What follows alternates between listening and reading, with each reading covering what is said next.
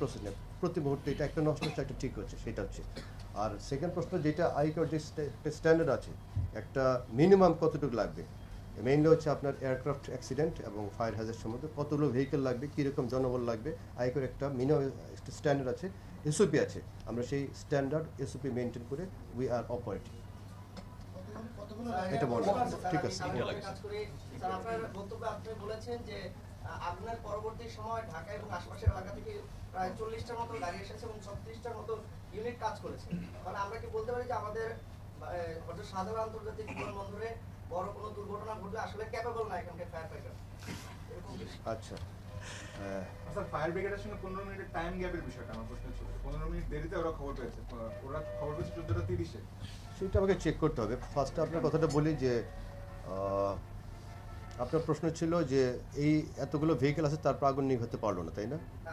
আমাদের এই বিমানবন্দরটা আসলে যে ফায়ার ফাইটার রয়েছে, যে স্টেশন রয়েছে, তারা আসলে ক্যাপেবল কিনা, আশপাশ থেকে সব প্রায় 36টার মতো ইউনিট আসতে হলো, তাহলে কি আপনাদের সক্ষমতা কি বাড়াতে হবে বা সক্ষমতা ছিল না? সক্ষমতা বাড়াতে হবে ডেফিনেটলি, বাট সক্ষমতা ছিল না সেটা বলবো না। আমি আবার বলছি, যারা ওখানে ছিলেন তারা দেখবেন আগুনটা কীরকম ছিল। এইখানে কার্গো টার্মিনালের ভিতরে যে মালপত্রগুলো ছিল মেইনলি হচ্ছে আপনার বেশ দাহ্য garments related, 60-70% import cargo garments অথবা দাহ্য পদার্থ রিলেটেড। আগুনটা যেভাবে গিয়েছিল, আমি 40টা বলছি না, 40টার অধিক সংখ্যাটা আমি শুনেছি 47, বাট আমাকে আবার হিসাব করতে হবে। 47 বললে আমি স্পেসিফিক হয়ে যাবো, সেজন্য বলছি না, 40-এর অধিক বলছি। 40 অধিক ছিল, বাট আগুনটা যে পরিমাণে ছিল যারা ছিলেন তারা দেখেছেন সেইটা সাফিসিয়েন্ট ছিল না, অথবা সেটা যে আপনার আগুন ঠিক করতে পারে। বিশেষত যে এই দাহ্য পদার্থের ব্যাপার, এই ইম্পোর্ট কার্গোর যে গার্মেন্টস রিলেটেড ম্যাটেরিয়ালগুলো বেশ দাহ্য, সেই সংখ্যা সেই হিসাবে। আর যদি বলেন আপনার ক্যাপাবিলিটি বাড়াতে হবে, ডেফিনেটলি ক্যাপাবিলিটি বাড়ানোর সুযোগ সব জায়গাতে আছে, সেটা বলবো। আমি একটা প্রশ্ন করছি, সেটি হচ্ছে যে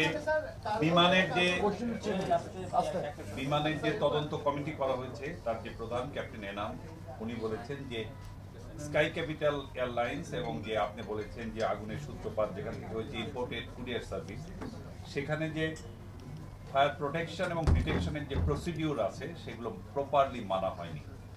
তো এগুলো তো দেখভালের দায়িত্ব রেগুলেটরি অথরিটি হিসেবে সিভিল এভিয়েশন অথরিটি কি সেই দায়টা স্বীকার করছে? আরেকটা প্রশ্ন আছে, এটা করলে আমি আরেকটা বলবো। স্যার, এটার সাথে আমি একটু যুক্ত করতে চাই যে আগুন লাগবে বা দুর্ঘটনা ঘটবে এবং এই জন্য আপনাদের ব্যবস্থা রয়েছে।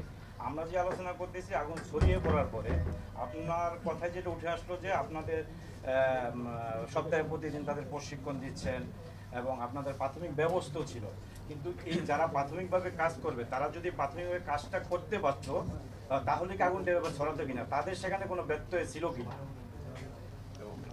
আচ্ছা, ফার্স্ট অফ অল বিল্ডিংটা সিভিল এভিয়েশন আমি যতটুকু বলতে পারি, তারপর বলছি তদন্তের স্বার্থে সব কিছু স্পেসিফিক বলে কাউকে দৌড় দেওয়াটা সে ঠিক হবে না। তদন্ত কমিটি আছে, ওনারা বের করবে, বাট আমি যতটুকু জানি বিল্ডিংটা আমাদের, ভিতরের অ্যারেঞ্জমেন্টটা কী হবে সেই অ্যারেঞ্জমেন্টটা হচ্ছে যে কর্তৃপক্ষ বলেছে ওনারা এটা মেনটেন করেন।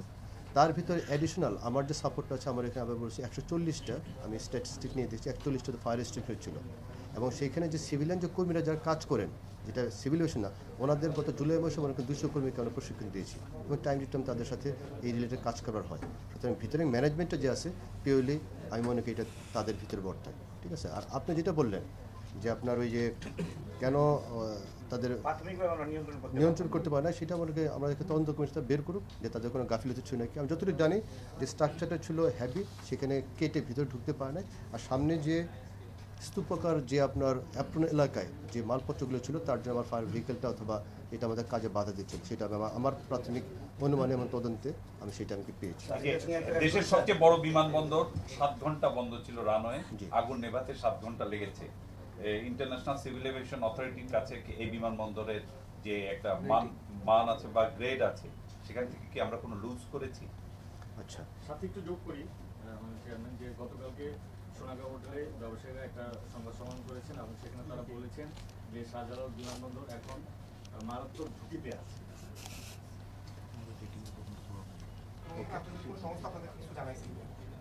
ঝুঁকিপূর্ণ না, ওকে ঠিক আছে, একটা করে প্রশ্ন উত্তর দিই। কোনো এফেক্ট হবে না। বারবার অবকাঠামোর কথা বলছেন যে বিল্ডিংটা, এই বিল্ডিংটা কি অগ্নি নিরাপত্তা করবে না? তাহলে কি বিমান এটা মেইনটেইন করতে পারেনি ঠিকমতো? বিমান যেহেতু কার্গো হ্যান্ডলিং এর দায়িত্বে আছে স্যার। আমি কি কোনো এজেন্সিকে আমি এখন দোষ দেওয়াটা সময় ঠিক হবে ভাই? এখন বিমান পাওয়া না বলা বিমানের দিকে আমার আঙ্গুল তোলা ঠিক হবে না, বুঝলি? তদন্তটা ঠিক আছে, আমি একটা করে বলি, আমি একটা করে বলি। আচ্ছা, এই একটা প্রশ্ন নেব, তারপর একটা প্রশ্ন নিয়ে আমরা আজকে শেষ করি। হ্যাঁ, ফার্স্ট হচ্ছে যে আইকাও, আপনি বলেছেন আইকাও যে এই ঘটনা ঘটলো, আইকাওতে আমার কোনো মানদণ্ডে আমি নিচে পড়ে যাবে নাকি? এই ঘটনাটা অবশ্যই দুঃখজনক এবং আমার জন্য একটা খারাপ অভিজ্ঞতা, সেটা নো ডাউট। বাট আইকাও আমি মনে করি যে আইকাও এই ঘটনা পরবর্তীতে যদি দেখে যে আমাদের স্টেপগুলো কেমন হচ্ছে, প্রবাবলি সেটা আমাকে আরও বেটার সাপোর্ট করবে টু আপলিফট মাই পজিশন। সুতরাং আইকাও এর মাধ্যমে আমার মনে হয় কোনো মানদণ্ডে আমার আঘাত আসবে না। জাস্ট শুধু একটা ঘটনা দেখেন, কদিন আগে দেখলেন না হংকং এয়ারপোর্টে একটা 747 কার্গো এয়ারক্রাফট পড়ে গেল।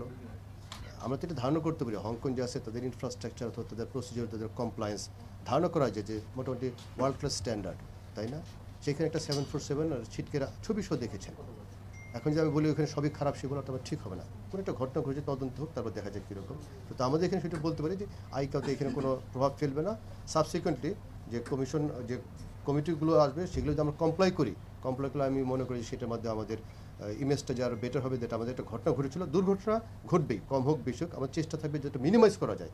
সুতরাং তদন্ত কমিটি ওনাদের প্রতিবেদন কিছু আসবে, কিছু রেকমেন্ডেশন আসবে, সেই রেকমেন্ডেশনগুলো আমরা ফলো করি। আমার বিশ্বাস তার মধ্যে আমাদের অবস্থার আর উত্তরণ করবে, সেটা মনে করি। ওকে, লাস্ট কোশ্চেন।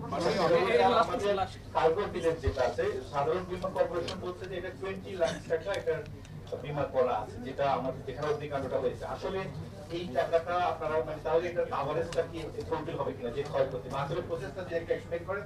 আর সেকেন্ড কোশ্চেন কিছুটা আসছে স্যার, আরেকবার যদি বলেন যে বলা হচ্ছে যে 90 টাইমস আপনাদেরকে চিঠি দেওয়া হয়েছে এই যে অগ্নি নির্বাপন ব্যবস্থা উন্নত করার জন্য। আসলে কি স্যার আপনাদের এই চিঠিগুলোর মানে কোনো প্রতিক্রিয়া হচ্ছে কিনা বা আদৌ ব্যাপারটা কি, একটা এই দুটো বিষয় ক্লিয়ার করবেন। আচ্ছা, এটা লাস্ট কোশ্চেন বলছি। যিনি বলেছেন অথবা যার রেফারেন্সে বলছেন 19 বার এটা চিঠি দেওয়া হয়েছে, ওনার সাথে গতকাল আমার স্টেটে কথা হয়েছে। উনি বলেছেন ওনাকে ভুলভাবে জিনিসটা ব্যাখ্যা করা হয়েছে, এরকম সংক্রান্ত কোনো তাগাদ দেওয়া হয় নাই। আর যে বলেন জিনিসপত্র আপডেট করার জন্য, আমরা প্রতিনিয়তই মনে করেন এই সিস্টেমটা, এই বিল্ডিংয়ের এইটা নানা রকম মেনটেন্সের কাজ আমরা করি। বাট আপনার সব কিছু পাওয়ার পর তখন আপনি প্রায়োরিটি দেন, বাজেট তো লিমিটেড, প্রায়োরিটি করেন কোন জিনিসটা জরুরি, কোন জিনিসটা জরুরি না, কোন জিনিসটা অতি দরকার, কোন জিনিসটা কম দরকার, সেটা করে বাজেটের সাথে মিলে আমরা করি।